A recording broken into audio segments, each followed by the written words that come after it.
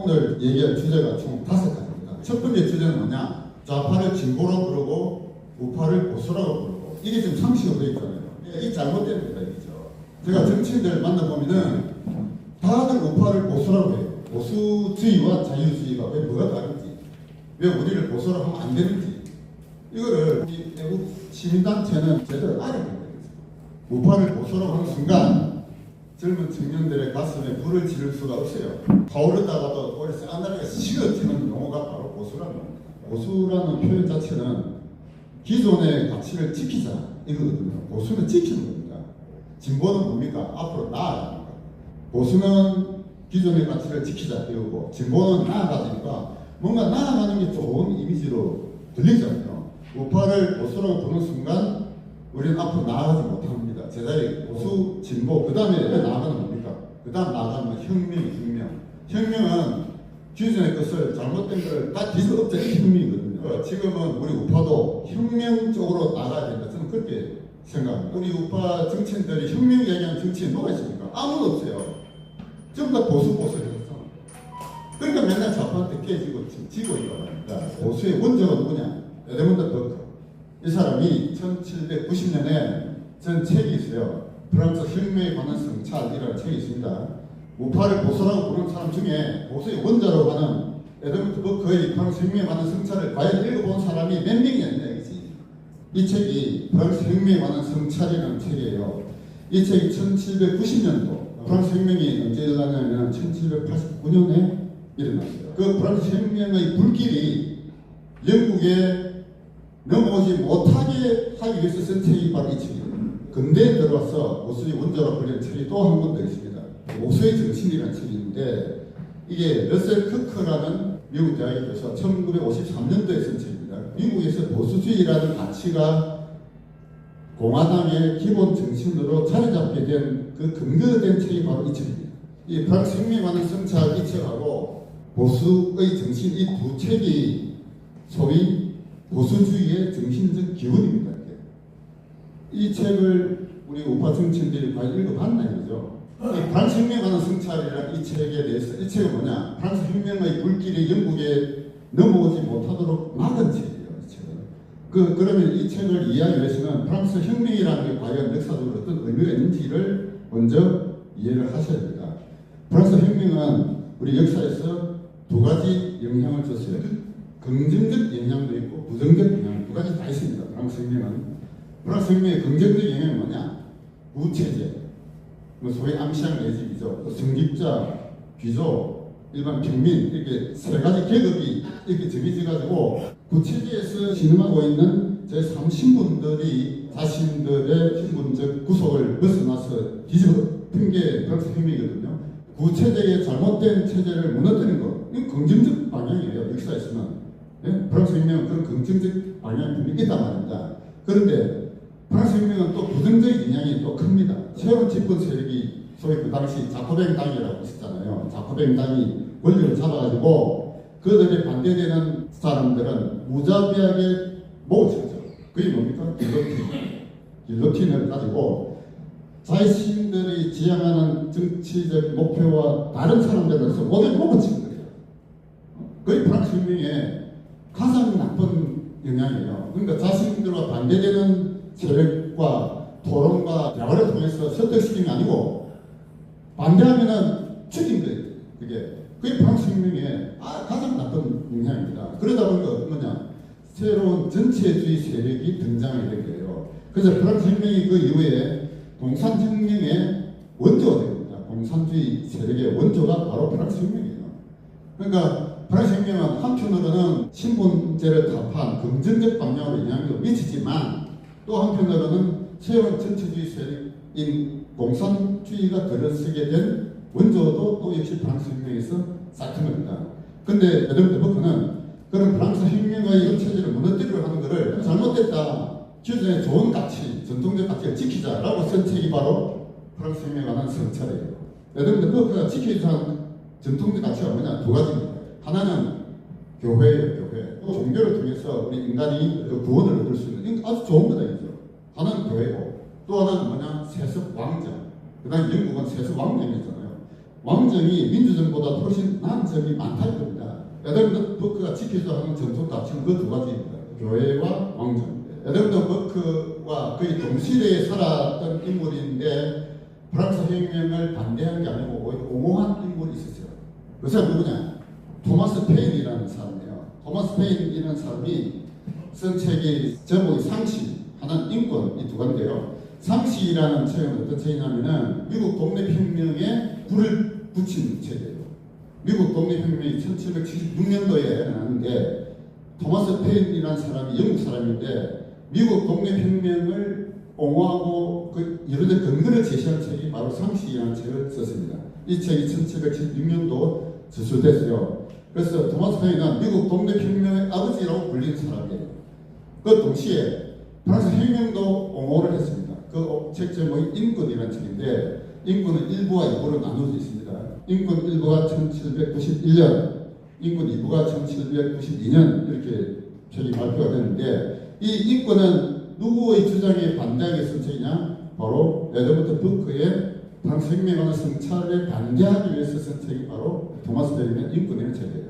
프랑스 혁명이 너무 급진적으로 구체적으로 무너뜨리기 때문에 기존 전통적 가치를 무너뜨리니까 이건 막아야겠다라고 한 게 에드먼드 버크고, 그러나 이거는 우리 인권을 신장하기 위해서 그 프랑스 혁명은 옳다, 그럼 옳은 바입니다라고 주장한 사람이 바로 토마스 페인입니다. 그러니까 이 두 사람 중에 누가 옳았느냐? 그건 오늘날의 관점에서 다시 봐야죠. 저는 이 두 책을 보면서 제 마음속으로는 에드먼드 버크보다 토마스 페인이 훨씬 더 저한테는 와닿았습니다. 왜? 토마스 페인은 혁명가였기 때문에 그렇습니다. 에드먼드 버크는 혁명가 아니고 기존 시대를 옹호하고 지키려고 했던 인물이고, 토마스 페인은 기존 잘못된 것은 무너뜨리고 새로운 세계를 열자라고 주장한 인물이 토마스 페인이에요. 그래서 토마스 페인은 미국 독립혁명도 옹호했고 프랑스 혁명도 옹호했습니다. 누가 옳았냐? 우리는 그 두 사람에게서 좋은 점은 받아야 되겠지만 일방적으로 보수만 옳다라고 얘기할 수는 없는 거란 말이에요. 근데 우리 그 대한민국의 정치인들이 과연 토마스 페인과 에드먼드 버크의 이런 책도 읽고 역사적 의미도 과연 공부한 사람이 과연 누가 있느냐? 제가 볼 때 거의 없어요. 보수주의에 대한 거는 서구에는 저는 나름대로 의미가 있다고 봅니다. 영국에는 보수당이라는 당이 있잖아요. 영국에는 보수주의가 의미가 있다 이거죠. 미국은 보수주의를 내세우는 당이 무슨 당이냐? 공화당이에요, 공화당. 미국과 영국에서, 즉 서구에서 보수주의는 나름대로 지켜야 될 가치를 있다 이거죠. 에드먼드 버크는 두 가지 가치를 내서 또 하나는 기존 교회, 또 하나는 세속 왕정, 이 두 가지를 지키자고 했고, 지금 미국의 공화당은 인권을 가장 앞장 세우는 당이다 이렇게 보시면 됩니다. 그러니까 보수주의가 좋은 의미가 있어요. 그런데 우리나라에서 과연 보수주의가 맞느냐 이겁니다. 저는 우리나라에서 보수주의가 저는 안 맞다고 생각하는 거예요. 우리나라에서 보수주의라는 것은 기존의 전통적 가치를 지키자 이건데, 우리가 지켜야 될 보수적 가치가 뭐냐 이겁니다. 도대체 조선시대까지 우리가 지켜야 될 전통적 가치 있느냐? 저는 거의 없다고 봐요. 조선시대에는 어떤 사회냐? 그 당시는 양반과 쌍놈과 산업공상의 계급사회였고 인구의 한 30~40%가 노예 국가였단 말이에요. 특히 조선시대 말기로 갈수록 양반들에 의한 일반 서민들의 착취가 얼마나 심했는지, 그건 그 당시에 조선시대 말기 외국인들의 여행기를 보면은 적나라하게 나타나 있습니다. 그 당시 우리나라에 와서 여행 쓰는 사람 여행기를 저는 서너 번 봤는데요. 양반들을 뭐라고 표현했느냐? 흡혈이라고 해요. 흡혈. 이걸 전부 다 돈으로 사가지고 어떻게 하면은 일반 백성들한테 고혈을 짜내는 그런 인물들이 양반들이었던 것이, 그런 사회가 뭐 지켜야 될 게 뭐가 있습니까? 그런 사회는 깨부숴야 돼요. 깨부숴야 되고 혁명을 일으켜야 되는데 그 혁명에 가장 앞장선 사람이 누구냐? 저는 이승만이라고 보는 겁니다. 3.1운동 이후에 여러 독립 세력들이 많이 있었는데 그 독립 세력 크게 두 가지로 나누죠. 하나는 좌파, 소위 사회주의 공산주의 쪽으로 가자면 좌파 운동이 있고, 하나는 이런 우파, 민족주의 운동 같은 쪽이 있었는데 이 두 운동 모두 구조선 시대로 돌아가자 하는 운동은 하나도 없었어요. 그건 뭐냐? 조선은 돌이킬 만한 가치가 없는 시대였다는 것이 그 당시에 그 독립운동가들이 다 그렇게 인정했다는 거죠. 한 민족이 지켜야 될 전통적 가치는 조선시대는 없다 이거야. 깨부수고 새로 혁명을 일으켜야 돼. 그 혁명이 두 갈래인데 하나는 공산혁명, 사회주의혁명으로 갔고 또 하나는 이승만의 자유혁명으로 간 겁니다. 그게 좌파와 우파가 달라지는 계기가 됐어요. 우리나라에서 이제 우파를 보수라고 부르지 말자라고 저는 주장하는데 보수라고 부르려면 적어도 보수주의 근거가 뭔지 좀 알고 해야 되겠죠. 에드먼드 버크나 토머스 페인의 책을 읽어보아야겠지. 통상 고전적 자유주의, 신자유주의 나누는데 신자유주의의 대표적 인물이 하예크예요. 근데 하예크가 쓴 여러 책 중에 자유헌정론이라는 책이 있어요. 이 자유헌정론의 마지막에 나는 왜 보수주의자가 아닌가라고 하예크가 쓴 글이 있습니다. 거기서 보수주의와 자유주의의 차이에 대해서 하예크가 자세하게 써놨습니다. 여기서 하예크가 뭐라고 주장했느냐? 보수주의는 가치가 아닌데 보수주의는 뭔가 기존의 걸 지키자. 기존의 걸 지키는 게 보수주의예요. 예를 들어서 소련에서 보수주의는 뭡니까? 공산주의를 지키는 게 보수주의예요. 소련에서는 그 당시에 미국의 뭐 보수주의, 그럼 이 자유주의, 자본주의 지키는 보수주의야. 그러니까 보수주의라는 것 자체는 특정한 가치나 이념이 아니다라고 하예크는 얘기하고 있습니다. 그래서 보수주의라는 것은 사실 주의라는 이름을 붙일 만한 게 없어요. 좌파를 진보라고 부르고 우리 우파를 보수라고 지금 이게 우리 언론에서 상식적으로 얘기합니다. 언론 보면은 좌파 우파라는 용어는 안 쓰고 다 보수 진영 뭐든 이렇게 부르고 있잖아요. 이것부터 깨부셔야 돼. 좌파를 진보라고 불러주는 거, 그 근거가 뭔지, 좌파를 진보라고 불러주는 근거가 어디냐? 여기서 나옵니다. 공산당선. 이게 1848년도에 마르크스와 엥겔스가 같이 편찬해서 이제 발표한 책인데 이 책에서 마르크스는 뭘 주장했느냐? 역사 발전 5단계설을 주장했습니다. 역사는 5단계로 발전한다. 그러니까 원시 공산사회, 그 다음에 고대 노예사회, 그 다음에 중세 봉건사회, 그리고 근대 자본주의 사회, 마지막이 뭡니까? 공산사회. 이 5가지 단계로 가는 게 역사의 발전 법칙이라고 이 공산당 선언에서 선언한 거예요. 자본주의 사회는 그 자체의 모순에 의해서 피는코 공산사회로 간다. 이게 진보라는 거예요, 이게. 네? 그러니까 좌파를 진보라고 자기들 스스로 그렇게 불렀습니다.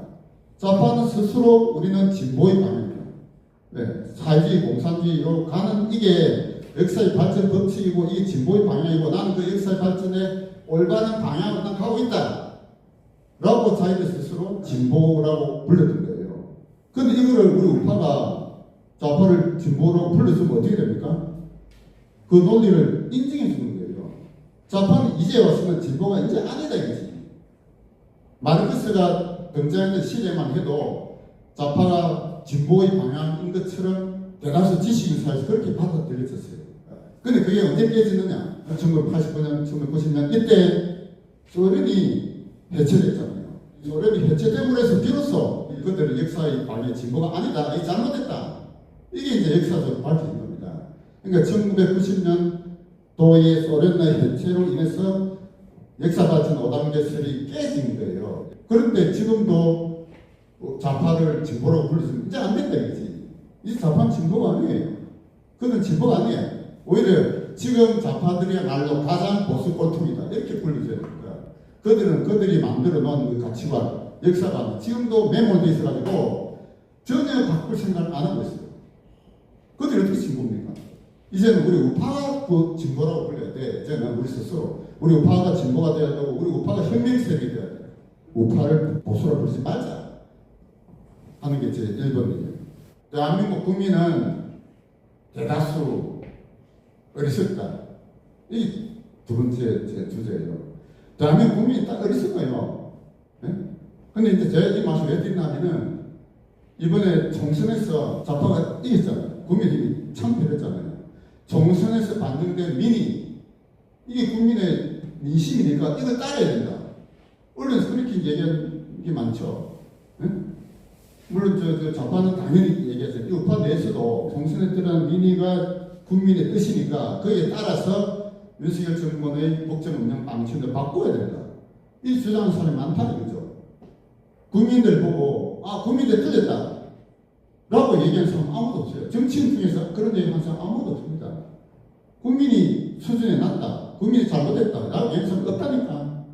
근데 이제 우리 우파 시민단체는 그런 얘기 하자 이겁니다. 왜? 지난 총선을 보세요. 투표 안 한 사람이 3분의 1입니다. 이 중차대한 시기에 아예 투표장에 안 간 사람이 3분의 1 이겨나니까 유권자가 얼마나 어리석은 자들입니까 그들이. 그리고 투표한 사람 중에 절반 이상이 야당을 찍었잖아. 그 얼마나 어리석은 자들이에요. 우파가 3분의 1 찍었다고 보면은 나머지 3분의 2는 다 어리석은 자예요. 우리 그렇게 얘기해야 됩니다. 그리고 우파 찍은 이 우파 국민들도 어리석은 사람들이 사실은 많아요. 국민의 뜻이 반드시 옳으냐 아니랍니다. 국내 수준이 그밖에 안 되는 거야 우리나라. 국내 수준이 그렇게 워낙 낮다 보니까 정치가 저렇게 개판이 됩니다. 이제 국민의 수준은 높이자. 국민의 수준이 높아야 정치도 따라서 수준이 높아진다. 네, 그 말씀을 드리고 싶습니다. 그게 오늘 두 번째 얘기고요. 자, 오늘 얘기가 세 번째. 자, 이 굉장히 중요한 얘기인데요. 우리 민주화, 민주주의 이게 대해서 누구도 반론을 제기하지 못하잖아요. 민주화 운동했다 이러면은 대단히 좋은 일을 한 것처럼. 좌파의 전술 중에 가장 중요한 전술이 두 가지 있습니다. 첫째가 통일전선 전략, 두 번째가 진취전 전략. 이 두 가지예요. 지피지기를 해야 우리가 이길 수 있는데 지피의 가장 중요한 게 뭐냐? 좌파의 두 가지 전략을 이해를 해야 돼요. 통일전 전략과 진취전 전략. 이게 좌파의 가장 기본 전략입니다. 그런데 이 진취전 전략의 핵심이 뭐냐? 용어 전술, 용어 전술. 용어를 가지고 사람을 현혹시키는 거예요. 이게 좌파의 아주 중요한 전술이라고 볼 수 있는데 좌파 용어 전술 중에 쓰는 용어가 가장 좌파 용어로 많이 쓰는 단어가 뭐냐? 민주주의예요. 민주주의. 그게 어디 나오느냐? 공산당 선언에도 나오고 엥겔스의 공산당에 대한 해설집에도 나오고 모택동리에도 나와요. 칼 마르크스가 엥겔스의 전지 6번 있는데 그 중에 1번이 있습니다. 이 1번에 보면은 뭐가 있냐면은 엥겔스가 제작한 1848년도 공산당 선언 나오기 바로 직전 년도에 공산주의가 무엇인지라고 해설한 책이 있어요. 그 책에 엥겔스가 뭐라고 되어 있느냐? 공산주의 전략이 성공의 첫 단계가 뭐냐? 민주주의 혁명이다 이렇게 되어 있습니다. 민주주의라는 표현 자체가 사실 잘못된 번역이에요. 저는 그런 주장을 전에부터 해왔는데요. 민주주의라는 표현 자체가 잘못된 거야. 민주주의가 아니에요. 주의라고 하는 거는 뭔가 가치관을 가지고 있는 거잖아요. 우리가 흔히 얘기할 때 사회주의, 자본주의, 공산주의, 모든 개인주의, 모든 주의든지 전부 영어 원어를 보면 전부 다 이점이 다 붙어요. ISM. 네. 사회주의, 소셜리즘, 자본주의, 캐피탈리즘, 공산주의, 커뮤니즘, 개인주의, 인디비주얼리즘, 전체주의, 토탈리테리아니즘 전부 다 이점이 다 붙어 있어요. 이점이라는 그런 건 뭐냐? 어떤 가치관이 들어가는 단어가 주의라는 그걸 번역됩니다. 그런데 민주주의는 이점이 아니라니까. 민주주의의 영어 원어가 뭔지 아시죠? 데모크라시입니다. 데모크라시. 크라시거든요. 크라시는 뭐냐? 지배라는 뜻이에요. 크라시. 어떤 가치관이 아니라니까. 그래서 크라시가 들어간 단어는 통상 세 가지입니다. 하나는 오토크라시, 두 번째 아리스토크라시, 세 번째 데모크라시예요. 오토크라시는 뭐라고 하느냐? 독재 정치. 번역은 그렇게 하거든요. 독재주의라는 표현 안 씁니다. 독재 정치. 다음 아리스토크라시는 귀족 정치, 정치라는 표현을 써요. 근데 데모크라시만 민주주의라고 누가 번역한 거야. 누가 번역했는지 모르겠어요. 그러니까 데모크라시는 뭐라 번역하는 게 옳으냐? 대중 정치라고 표현해요. 대중 정치. 이게 데모크라시의 원래 뜻입니다. 그러니까 다수의 지배, 다수의 뜻대로 따라하는 것. 이게 데모크라시예요. 그러니까 우리가 민주주의라고 주의라는 말을 쓰다 보니까 마치 그것이 고상한 가치관을 내포한 단어처럼 오인되어 온 거예요. 그래서 민주주의라는 표현 쓰면 안 됩니다. 이게 잘못된 표현이에요. 대중 정치라고 표현하든지 다수의 지배 이렇게 표현해야 돼요. 데모크라시 원래 의미는 그러니까 이거는 가치관이 아니에요. 단지 지배의 형태에 불과합니다. 뭐 가치관이 되려면 목표가 될 수 있거든요. 목표. 그런데 민주주의는 다수의 지배라는 뜻이기 때문에 이건 수단이에요. 수단. 그런 거를 누가 쉽게 써놨냐면은 민민우 교수께서 쓰신 책이 여러 권 있는데 그 중에 제일 쉽고 입문서가 이 책이에요. 자유민주주의란 무엇인가? 이 책인데 이 자유민주주의란 무엇인가? 이 책에서 자유주의와 민주주의를 분리해놨어요. 분리. 자유주의는 가치를 지향하는 목표고 민주주의는 하나의 수단이다. 수단에 불과하다. 민주주의는 우리가 지향해야 될 최선의 가치가 아니다. 이게 중요한 거예요. 이건 수단에 불과합니다. 수단에 불과하기 때문에 민주주의는 때로 포기할 수도 있다. 이걸 우리가 인정해야 됩니다. 이게 우리나라에서 지금 어떻게 흘러왔느냐. 독재와 민주 이렇게 방향을 두 개로 나눠가지고 민주운동을 한 거는 아주 잘한 것처럼 지금까지 포장돼 왔잖아요. 민주운동이 잘못됐다라고 얘기한 정치인이 아무도 없어요. 민주운동이 잘못됐다라고 우리 얘기할 수 있어야 돼요. 한국에서 일어난 민주운동 총 세 가지로 나눌 수 있습니다. 첫째는 협의의 민주운동. 협의, 소위 좁은 의미죠. 협의. 이거는 소위 반독재 투쟁 이렇게 부를 수가 있고, 이 이승만 박정희 정권 시절에 독재 정권의 한거에서 뭔가 민주화를 쟁취하기 위한 게 그 학생들도 그렇고 종교인도 그렇고 뭐 정치인도 그렇고 그런 민주운동 했는 사람이 많이 있잖아요. 저도 대학교 다닐 때 데모도 하고 했는데 그런 협의의 민주운동을 했다고 볼 수 있습니다. 그 다음 두 번째, 세 번째 민주운동은 뭐냐? 하나는 PD의 운동, 하나는 NL의 운동. PD 계열과 NL 계열 이 두 가지 운동이 사실은 공산주의 운동이에요. 그래서 저는 우리나라 민주운동의 3분의 2는 공산주의 운동이다. 그렇게 얘기할 수 있어야 돼요. 네? 그래서 이걸 하려면 PD와 NL 운동이 뭔지를 이해를 하셔야 됩니다. PD라고 하는 것은 People's Democracy, 인민민주주의 이렇게 번역하는데요. People's Democracy 운동은 마르크스, 레닌, 모택동 이런 공산주의 원조들의 이론을 받아서 그걸 실천하려고 했던 운동이에요. PD는 마르크스, 레닌, 모택동의 어떤 것을 읽고 그 공산주의로 우리나라를 정복하게 했던 공산주의 운동이 그들도 민주운동을 했다고 하는 겁니다. 왜? 그 원조 했던 사람들이 다 민주주의가 공산혁명을 가져온 전 단계라고 다 주장했거든요. 아까 엥겔스도 그렇겠지만 그거를 가장 잘 나타내는 인물이 누구냐? 모택동입니다. 이 모택동 선집이라는 책이 있어요. 이 모택동 선집 2권에 보면은 신민주주의 이론이라고 모택동이 쓴 게 있습니다. 거기서 뭐라고 했느냐? 민주주의 혁명 단계가 공산혁명을 가기 위한 전 단계다. 그러니까 민주주의 혁명이 뭐냐? 다수의 대중에게 권력을 이런 뜻이거든요. 소위 그건 뭡니까? 다수의 대중은 뭡니까? 농민 노동자잖아요. 농민 노동자들이에게 투표권을 줘가지고 그들이 선출할 수 있는 권력. 이게 민주주의 혁명 단계예요. 근데 그게 끝이 아니다. 그렇게 그거는 그 다음 단계, 사회주의 혁명, 공산주의 혁명 가기 위한 중간 단계라고 한 겁니다. 엥겔스도 그렇게 얘기했고, 마르크스도 얘기했고, 모택동은 그렇게 얘기했어요. 그러니까 우리나라에서 민주주의 혁명에서 소위 PD 계열에서 자기들이 민주주의 혁명은 공산혁명을 가기 위한 전 단계의 혁명이에요. 그게 PD의 민주화라는 게 그런 의미라고 봐야 됩니다. 근데 NL은 뭐냐?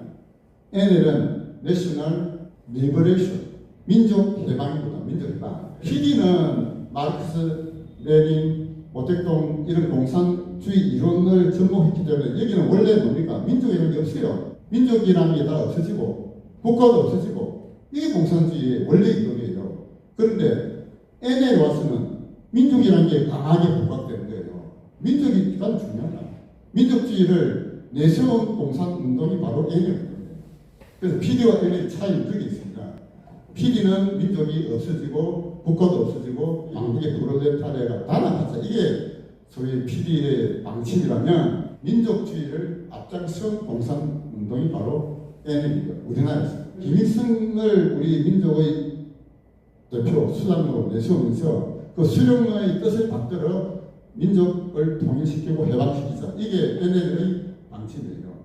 PD는 우리나라에서 도는 게 그렇게 많이 안 됐어요. PD 운동은 잠시 대학가에 있다가 그건 사그라들고 1980년도 후반부터 우리나라 대학가는 다 NL이 다 장악했습니다.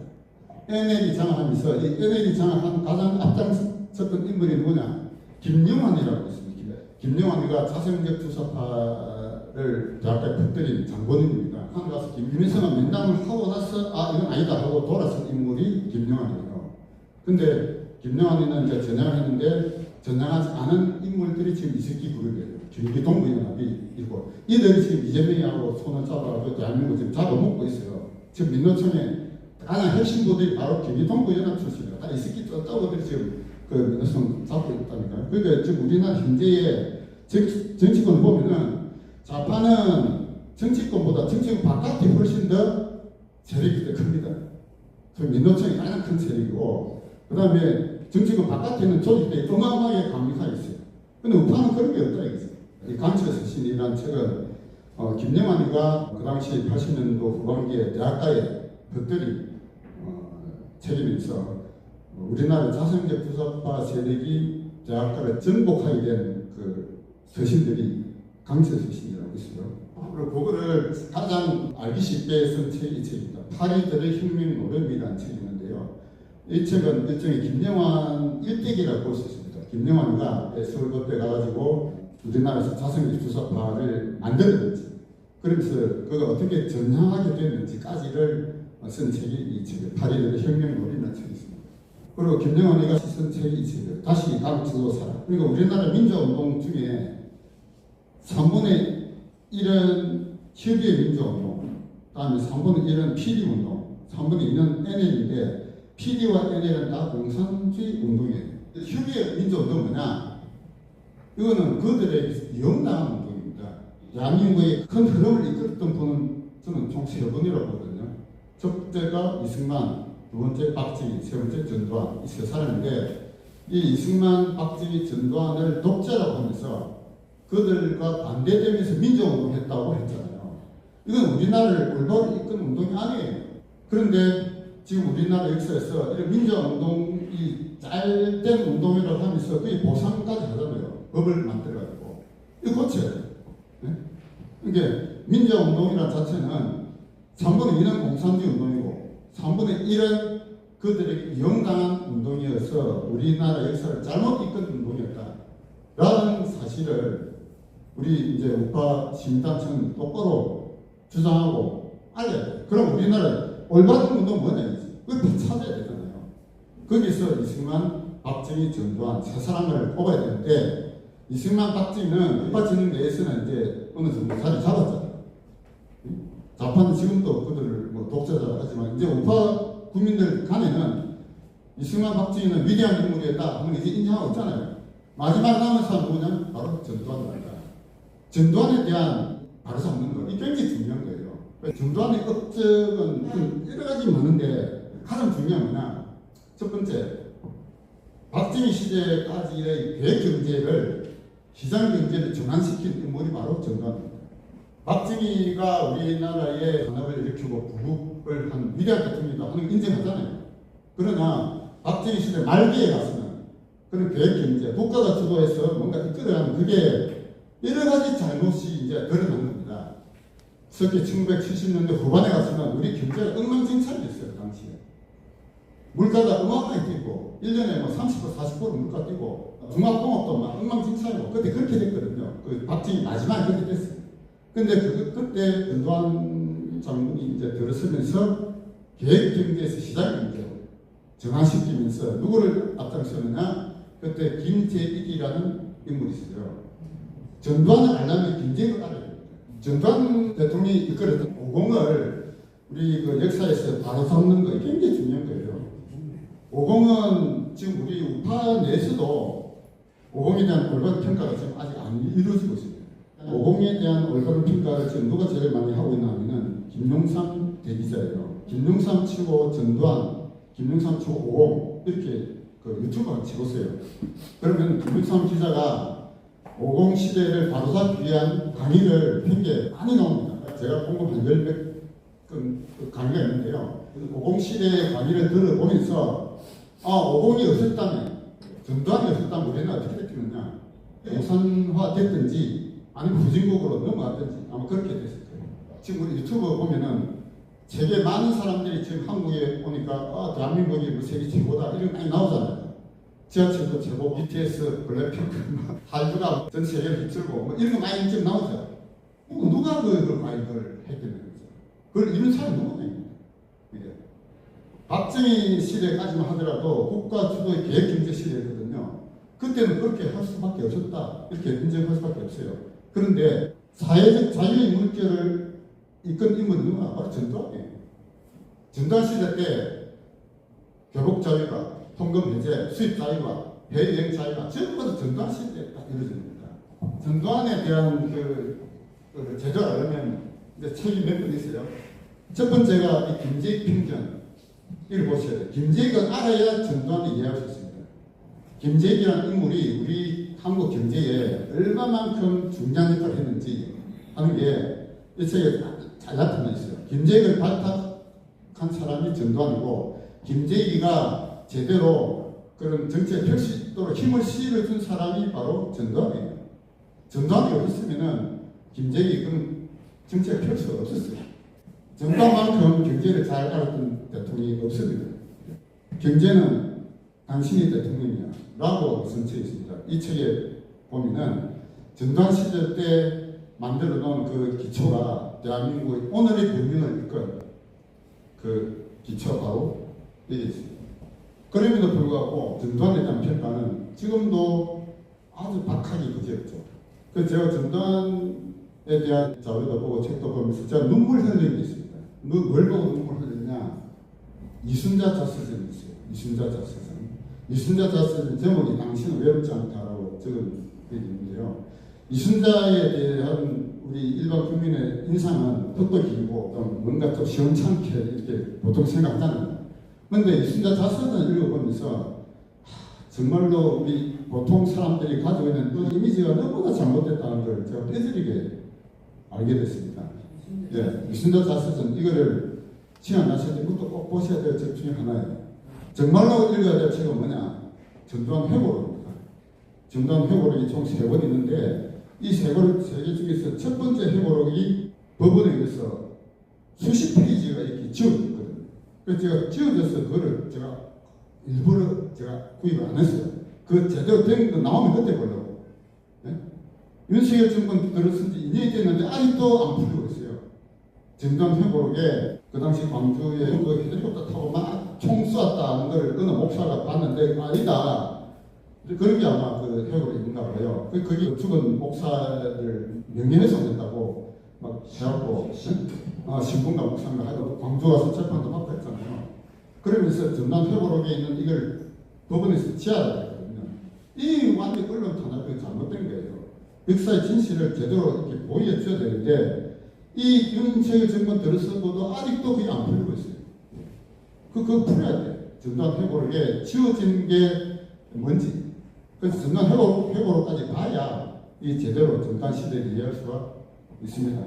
그래서 이제 전두환 시대를 이해하는 게 첫째가 계획정지에서 시장경제로 이게 가장 중요한 거고, 거기에 부수된 게 뭐냐? 통신혁명이에요. 통신혁명. 오늘날 우리가 일본을 능가한다는 말을 이제 많이 하잖아요. 이제 1년 GDP도 일본을 능가할 이 말도 나오고, 다음에 여행기를 보다도 일본 가면 지금도 아날로그가 돼가지고 전부 다 종이 쓰고 팩스 보내고 하는데 우리나라 전부 다 이제 디지털화가 돼 있잖아요. 대한민국의 디지털의 통일혁명의 선구자가 뭐냐? 바로 전두환이에요. 전두환 시절 때 김재익하고 오명이라고 있어요.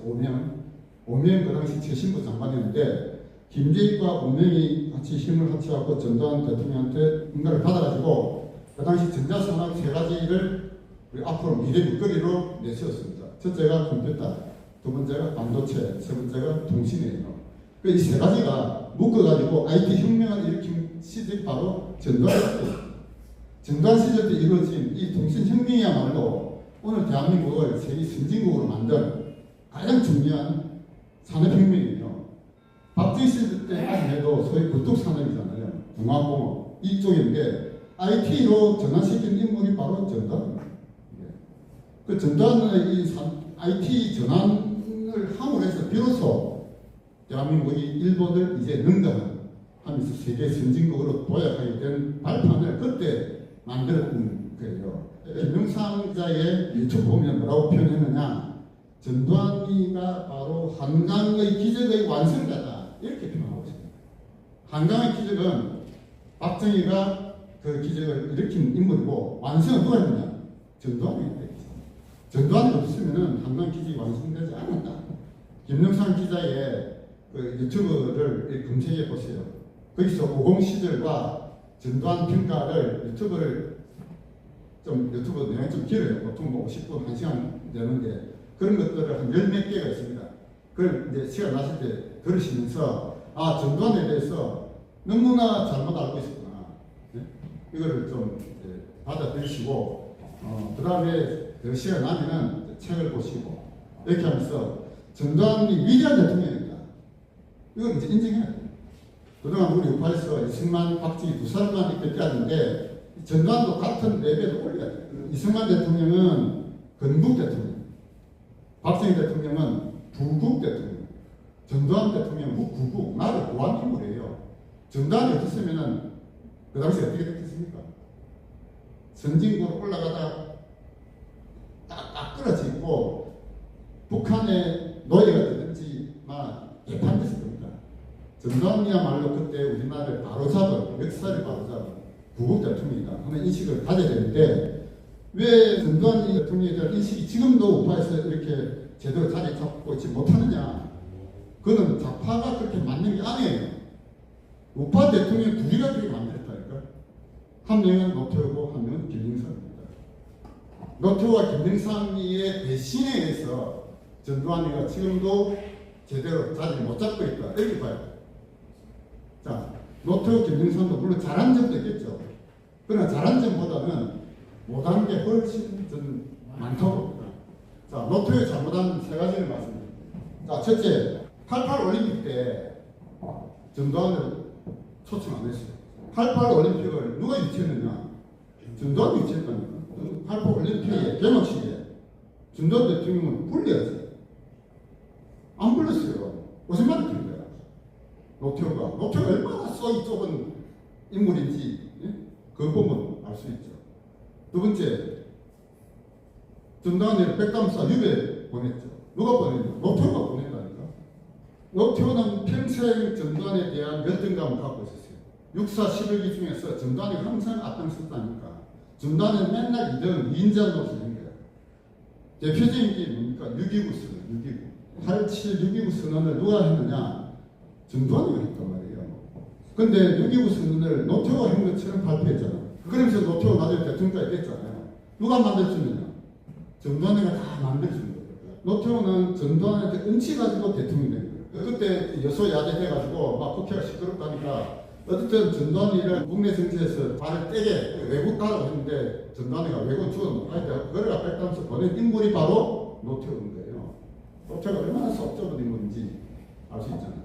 노태우가 한 것 중에 가장 잘못된 거냐? 광주 민주화운동을 법을 만든 거예요. 광주 민주화운동을 법 만든 때 누가 만드느냐? 물론 야당에서 이렇게 했지만 대통령이 거부권 행사할 수 있었거든요. 안 하고 통과시킨 거야. 그게 노태우 때 통과된 겁니다. 그게. 그래서 지금도 5.18을 민주화운동이라고 보상받고 있고 5.18에 대해서는 아무도 찍소리 못하게 만든 최초의 인물이 누구냐? 바로 노태우예요. 노태우가 우리 역사에 끼친 가장 잘못된 게 바로 광주 민주화운동 법제화 이거다. 좀 그렇게 봅니다. 기동전과 진취전이 공산주의자들이 정권을 장악하는 두 가지인데 기동전은 뭐냐?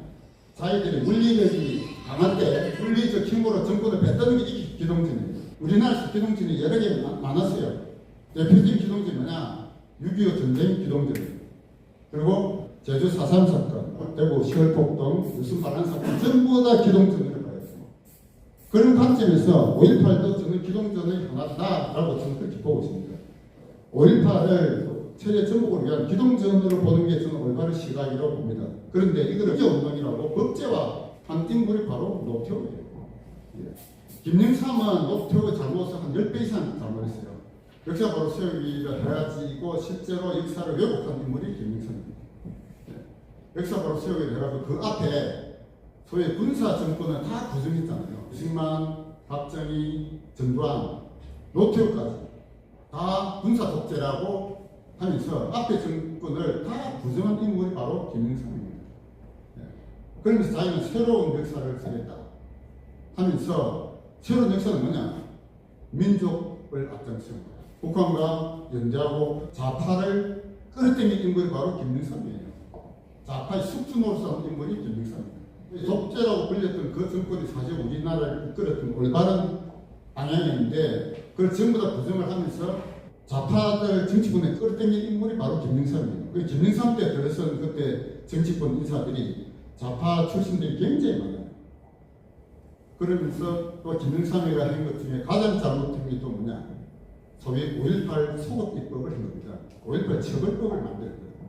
이미 법적으로는 처벌할 수 있는 시기가 지났는데 12.12 사태를 쿠데타로 규정하고 노태우 전두환을 다 내란으로해서 사형 선고까지 했잖아요. 전두환이 1심에 사형도 받았습니다. 네. 그 한 인물이 누구냐? 바로 김영삼이에요. 그래서 이 전두환 대통령이 지금도 우파 내에서 제대로 자리를 잡지 못하는 가장 큰 그는 좌파 행위 아니라니까. 우파 위에 노태우와 김영삼의 배신에서부터 일어난 거예요. 그러니까 지금 우리 우파 정치권도 이제는 이걸 바로잡아요. 전두환 대통령을 업적을 바로잡고 그를 적어도 이승만, 박정희와 동급의 구국 대통령으로 자리를 잡아주는 것. 이게 우리 우파 진영이 해야 될 가장 중요한 일이라 저는 그렇게 생각합니다. 이걸 하려면 뭐라 해야 되냐? 김영삼을 이제 과거를 바로 잡아야죠. 근데 지금 우파 정치권에 할 수 있습니까? 우파 정치권에 지금 원로들이 다 김영삼이가 임무시킨 자들이 다 우파 정치 원로잖아요. 네? 홍준표도 그렇지, 김무순도 그렇지. 김영삼이가 바타 인물들이 우파 정치권의 원로로 지금 앉아있거든요. 그러니까 우파의 새로운 정치 인물들이 아무도 전두환이를 바로 잡자고 입도 끙끙 못하는 분위기가 지금 되있다니까. 대통령도 그렇고 한정도 그렇고 다 5.18 정신을 헌법에 넣자고 하는 이런 지금 짓거리를 하는 와중에 전두환 대통령 바로 세우자는 말을 누가 입밖에 낼 수 있다 이겁니다. 그럼 우리 우파 시민단체밖에 할 수 있는 사람이 없어요. 그리고 앞으로 정치권에 들어올 사람들도 이 역사를 제대로 바로 올바르고 그런 목소리를 낼 수 있는 사람들이 정치권에 이제 나와요. 이게 저는 혁명이라고 합니다. 혁명은 한편으로는 기존에 잘못된 것을 다 뒤집어가지고 새로운 것을 만드는 그런 긍정적 방향이 있지만 자칫 잘못하면 새로운 전체주의 집단이 되거든요. 새로운 폭력 집단이 될 수 있다. 공산주의자들 다 그랬거든요. 공산주의자들이 인류 해방, 노동 해방을 부르짖으면서 그런 정권을 잡으면서부터 뭔가 새로운 폭력 집단, 권력 집단 돼가지고 일반 민중을 억압하고 대표적인 지금 북한이잖아요. 그 공산주의 사회주의가 그런 모습을 가지고 있는 겁니다. 우리도 혁명해야 돼요. 우리가 해야 될 혁명은 뭐냐? 자유혁명, 자유주의 혁명이 돼야 돼요. 제가 앞으로 2번 더 예배 강의할 겁니다. 다음 강의는 우리가 해야 될 자유주의 혁명이 과연 어떤 방향을 가야 될 건지. 그러니까 자유주의는 크게 두 가지가 있어요. 고전적 자유주의와 신자유주의가 있는데 고전적 자유주의와 신자유주의 차이가 뭔지 구체적으로 어떤 주장을 하고 있는지 이런 학습을 해야 돼요. 저도 제 나름대로 책을 보고 공부를 했지만 아직도 읽어보지 못하고 모르는 게 너무너무 많아요. 근데 제가 이런 운동을 하다 보니까 뭐 제 혼자 계속 공부해야 될 게 아니다 이제는. 이제는 이거 우리 우파 시민단체 그 운동한 분들도 좀 함께 하고 특히 정치권에 나올 사람들 제대로 교육 좀 시키고 해야 되겠다. 그래서 저는 우리 우파 그 진영에서 꼭 읽어야 될 사람 중에는 첫 번째가 민경국 교수가 있습니다. 민경국 교수가 한국에서 하이에크를 가장 잘 이해하고 정파한 그런 자유주의 철학자거든요. 그 다음에 우리 한국 역사에 대해서는 두 분, 이용훈 교수가 한국 역사에 대한 올바른 인식을 시키고 다음에 한 사람은 김영삼 기자, 이 두 사람. 그 다음에 이제 시장 경제에 대해서는 또 여러분들이 계신데 이런 책들을 제대로 보려면 적어도 저는 한 400권 정도는 봐야 돼요. 근데 그 400권 보려면 너무 많잖아요. 그래서 제가 40권만 지금 추린 겁니다. 제가 40권. 이거라도 우리 정치권 나와서 하면 좀 제발 좀 책 좀 보고 하자. 일본과 우리 한국과의 격차. 일본과 한국과 격차는 어디에서 출발했느냐? 저는 메이지 유신이라고 1868년도에 메이지 유신이 일본에서 일어나가지고 그 전에 일종의 일본의 봉건사회, 쇼군이 지배했던 그런 봉건사회에서 이제 새로운 이제 친왕 체제하면서 일본이 완전히 새로운 그 국가가 됐잖아요. 메이지 유신 때 일본의 정신적 스승이 저는 두 사람이 있다고 생각합니다. 한 사람은 요시다 쇼인이라는 인물이 있어요. 쇼인. 또 한 사람은 오자와 유키치. 이 두 사람이 일본의 스승이에요. 정신적 스승이에요. 그 쇼인의 제자 중에 가장 뛰어난 인물이 누구냐? 이또 히로부미예요. 쇼인의 제자들이 군국주의 일본을 이끌었다면은 북구자를 끼치는 그 이후에 소위 자유일본, 일본의 자유주의를 또 퍼뜨린 그런 인물입니다. 그 두 사람이 내세운 가장 중요한 가치는 뭐냐? 공부하자는 공부. 그 두 사람 다 학원을 다 만든 인물들이에요. 학원을 세워가지고 계속 책 보고 공부시킨 인물이 바로 그 두 사람입니다. 쇼이는 뭐라고 했느냐? 망건을 읽어야지, 망건 읽으면은 뭐가 머리가 튀어나야 되지. 북구자 유키치도 황군이 건재하고 책 읽는 거 굉장히 강조했어요. 메이지 유신 이후에 일본 국민들이 책 읽던 국민이 됐어요. 근데 그 당시 우리나라는 어떻게 됐냐? 책 읽는 사람이 거의 없었어요.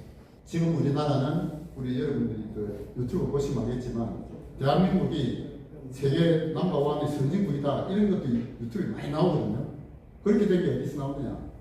디지털 혁명을 했기 때문에 그렇다. 일본은 아직도 아날로그 사회인데 한국은 디지털 혁명이 되어가지고 모든 게 디지털화 돼서 한국에 오는 사람들이 외국 사람들이 보면 대한민국 새로운 신천지다. 제가 이제 들리고 지금 말씀은 꼭 정치할 사람들만이 아니더라도 우리 우파 운동하는 사람들도 좀 유튜브 통해서 공부도 하고 또 책을 통해서 함께 보고 그래서 다시 함께 공부해 나가는 그런 분위기로 만들어가자. 제 강의로 그다음 마쳤습니다.